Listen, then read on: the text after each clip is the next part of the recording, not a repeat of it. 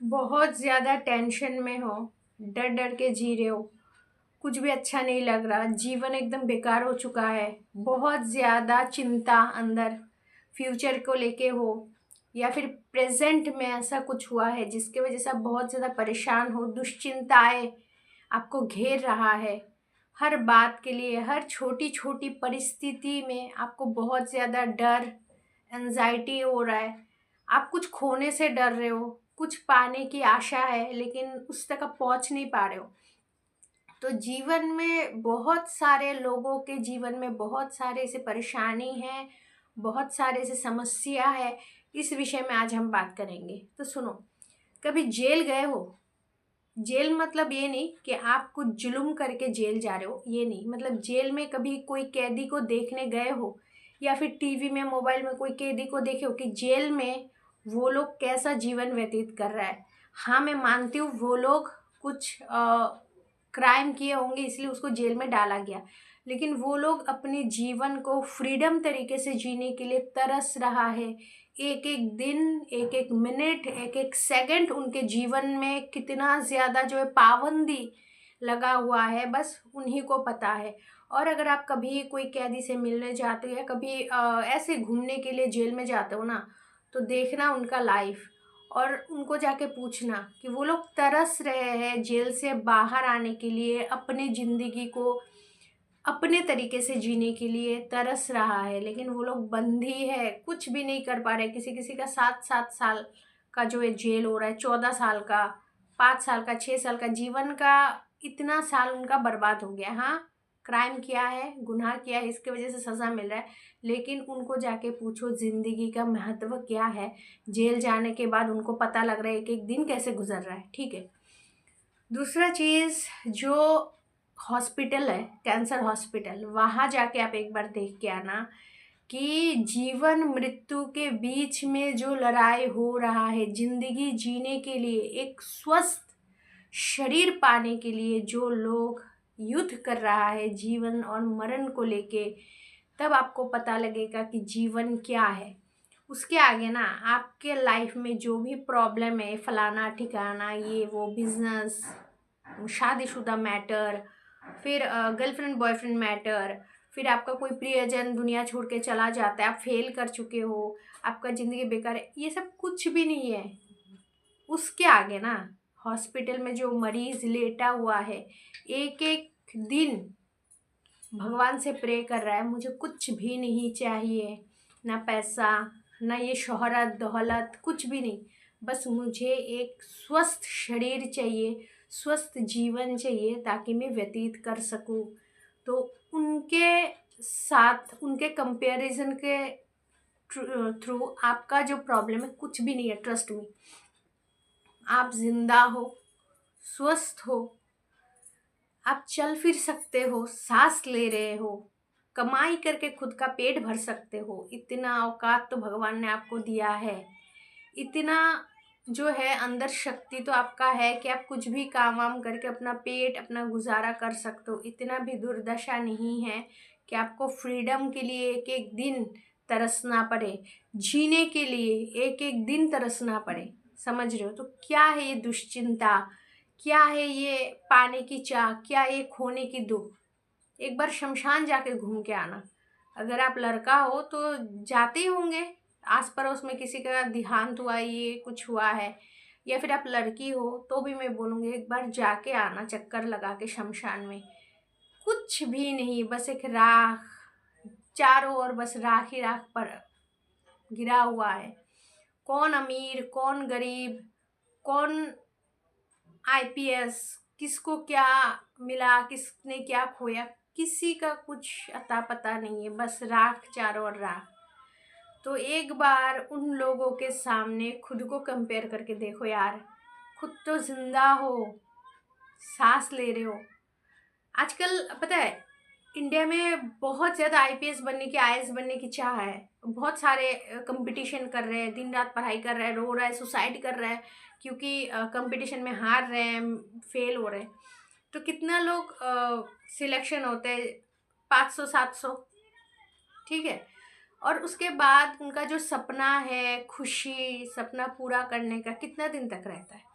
2-4 महीने, 5 महीने बस। उसके बाद वही खिसा पिटा लाइफ, वही फैमिली टेंशन, काम का प्रेशर, फिर सब कुछ नॉर्मल हो जाता है आपके लाइफ के जिस तरह, मेरी लाइफ की तरह। बस सपना पूरा होने के बाद ना 2-4 महीने तक ही सपना पूरा होने का जो खुशी है वो रहता है, उसके बाद ट्रस्ट में नहीं रहता है।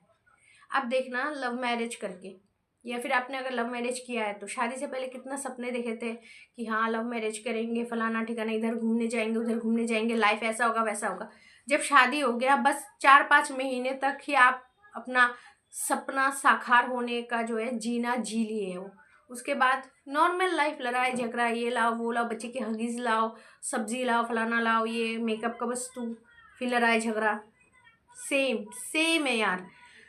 तो फिर कोई दुश्चिंता, कोई परेशानी, कोई तकलीफ से अगर आप झेल रहे हो तो मैं बोलूँगी इस सिचुएशन से दूर चले जाओ, अटके मत रहो। उस सिचुएशन से जितना ज़्यादा खुद को अटैच करके रखोगे, खुद को ज़्यादा बांध के रखोगे, बार बार वही चीज़ सोचोगे, तो आपका लाइफ में वही होता ही रहेगा। आप वहाँ से कभी मूव ऑन नहीं कर पाओगे, वहाँ से कभी कट ऑफ नहीं हो पाओगे।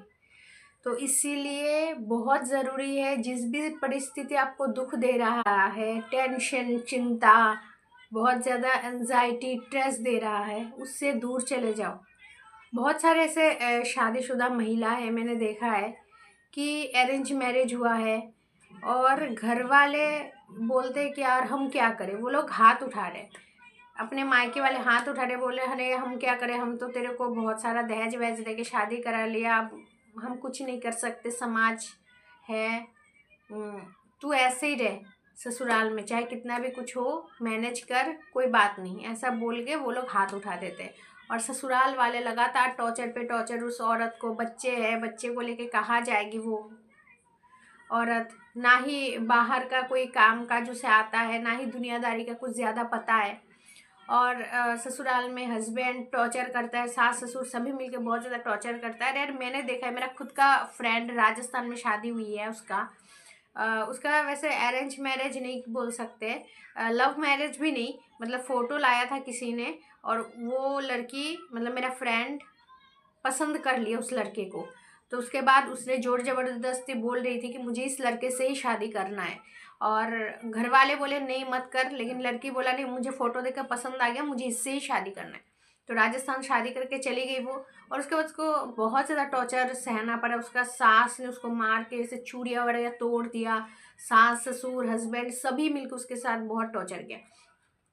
तो सुनो, ऐसे बहुत सारे हैं, मैंने तो बस 1-2 को ही देखा है जान पहचान में, लेकिन ऐसे हज़ारों लाखों ऐसे महिलाएं हैं जो ससुराल में जो है बहुत ज़्यादा टॉर्चर सहन कर रही है।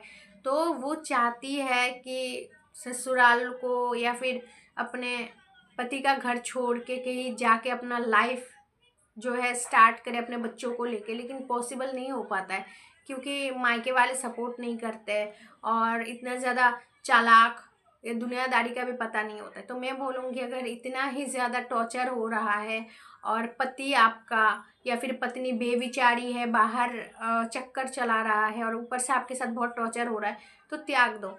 ऐसे पति और पत्नी को त्याग देना ही बहुत ज़रूरी है, क्योंकि प्रेमानंद जी महाराज भी यही बोलते हैं कि हर टॉर्चर आप सहन कर सकते हो, लेकिन अगर आपका पति या पत्नी बेविचारी है, किसी बाहर कोई औरत या किसी पुरुष के साथ चक्कर चला रहा होता है, तो ऐसे पति पत्नी को त्याग देना ही बहुत अच्छा है, क्योंकि ऐसे इंसान के साथ आप नहीं रह सकते। तो फिर आप कोशिश करो। हाँ मैं मानती हूँ इतनी ईजी नहीं है, समाज है, मायके वाले सपोर्ट नहीं करे, किसी का सपोर्ट नहीं है, लेकिन खुद का ताकत खुद बनो। मैंने बोला ना, जिंदा हो, सांस ले रहे हो, स्वस्थ हो, फ्रीडम है ज़िंदगी में, और क्या चाहिए। इसीलिए कोई टेंशन मत करो।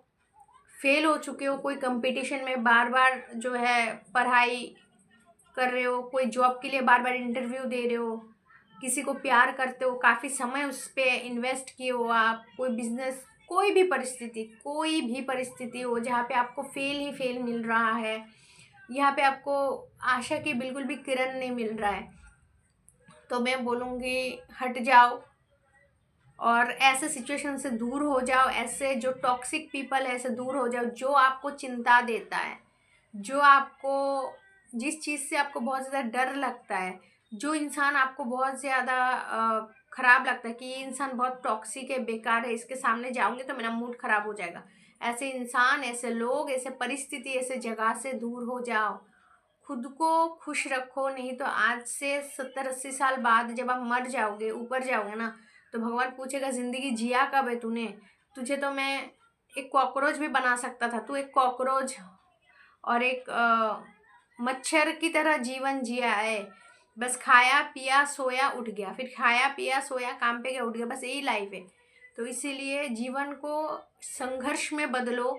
बैठे बैठे जीवन ऐसे नहीं चलता है कि परोस से बैठे बैठे आपको सब मिल जाता है, तो बैठे बिठाए कुछ भी नहीं मिलता है। उठो, संघर्ष करो और थोड़ा सा साहस लाओ, अंदर ताकत लाओ कि हाँ मैं कर सकता हूँ, मैं कर पाऊँगा या कर पाऊँगी। क्योंकि अगर लोगों को 1000 साल का भी जीवन मिलता ना, आयु मिलता ना, तो वो ऐसे 900 साल बेड पे पड़े पड़े जीवन व्यतीत कर लेता है। इसीलिए आलसीपन मत करो, जो दुख दे रहा है उससे दूर चले जाओ, डिसीजन लो तगड़ा वाला और उसमें कायम होने के लिए प्रयास करो। ठीक है, तो ये दुश्चिंताएं, ये दर्द, ये तकलीफ, ये परेशानी ख़त्म हो जाएगा, ट्रस्ट में। तो आशा करती हूँ ये वीडियो आपके लिए हेल्पफुल रही होगी। अगर वीडियो पसंद आए तो लाइक कर देना, और अगर आप मेरे चैनल पर नए हो तो प्लीज़ चैनल को ज़रूर सब्सक्राइब कर लीजिएगा। खुश रहे, अपना ध्यान रखें। Thanks for watching. जय श्री कृष्ण।